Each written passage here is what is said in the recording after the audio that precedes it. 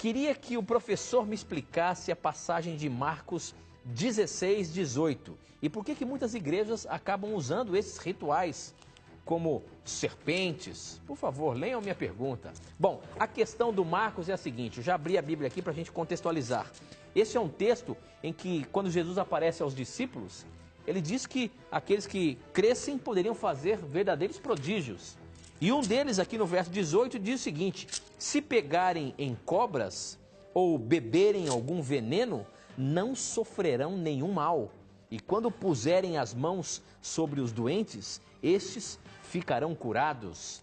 Ele quer entender esse texto, professor. O que Jesus estava dizendo aqui? Isso de fato pode acontecer com qualquer pessoa? Essa pergunta foi interessante.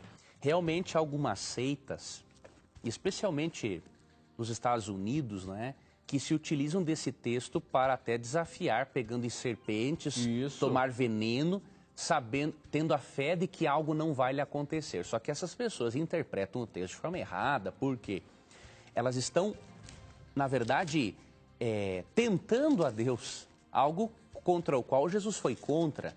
Por exemplo, testar a Deus para ver até que ponto ele ajuda, não é? Isso é considerado um pecado. Olha aqui o que está em Mateus, capítulo 4.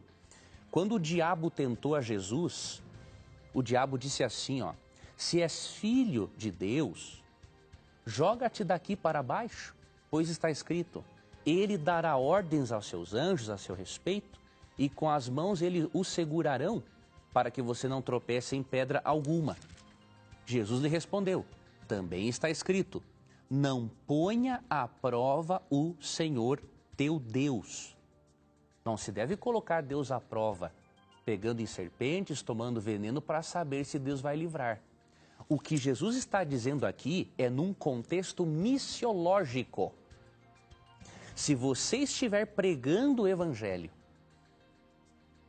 e acontecer de você for mordido por uma serpente, derem algum veneno para você beber, porque era possível isso acontecer, especialmente nos dias de Cristo, quando o cristianismo começava.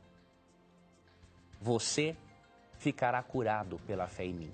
É num contexto missiológico, não de provar e tentar a Deus. Além disso, meu amigo telespectador, é bom que você mencione um caso também de Paulo, que aconteceu aqui no livro de Atos, né? Aqui eu vou tentar encontrar o texto. Atos capítulo 27.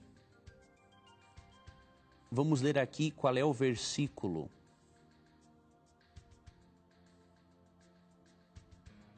Aqui, capítulo 28.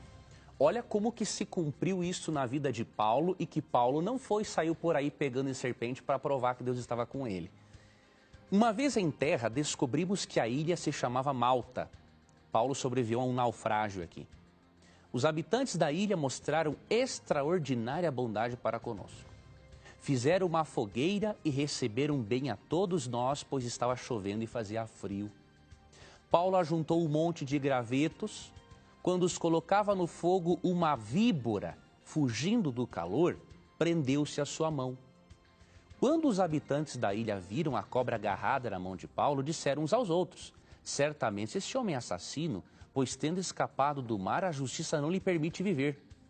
Mas Paulo, sacudindo a cobra no fogo, não sofreu mal nenhum. Eles, porém, esperavam que ele começasse a inchar ou que caísse morto de repente, mas tendo esperado muito tempo e vendo que nada de estranho lhe sucedia, mudaram de ideia e passaram a dizer que ele era um Deus. Então veja, se cumpriu na vida de Paulo o que Cristo falou. Porém, Paulo não saiu por ali pegando de serpente, tomando veneno para provocar Deus, para tentá-lo. Paulo foi mordido por uma serpente, mas por sua fé em Deus, nada aconteceu com ele. Então é sobre isso que Cristo está falando em Marcos 16, 18, e de modo que nós não podemos interpretar o texto da forma como certas seitas o têm interpretado.